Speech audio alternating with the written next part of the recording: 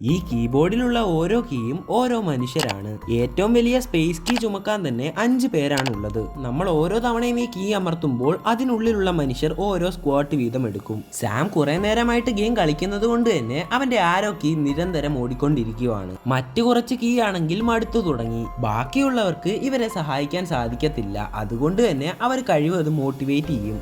എന്നാൽ ഇവന്റെ കീബോർഡിൽ ഒരിക്കലും യൂസ് ചെയ്യാത്ത കുറച്ച് ആൾക്കാരുണ്ട്. അവരവിടെ ഒരു ലക്ഷറി ലൈഫാണ് ജീവിക്കുന്നത്. കാരണം അവർക്ക് സ്വന്തമായി ഒരു മസാജിങ് ചെയറും സൺ ബാത്തിങ്ങും എല്ലാം ഉണ്ട്.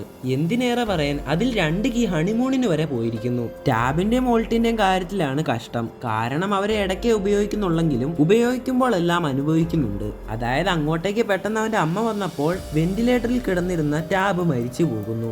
ബാക്കിയുള്ളവർക്ക് ഇത് നോക്കി നിൽക്കാനേ സാധിക്കൂ.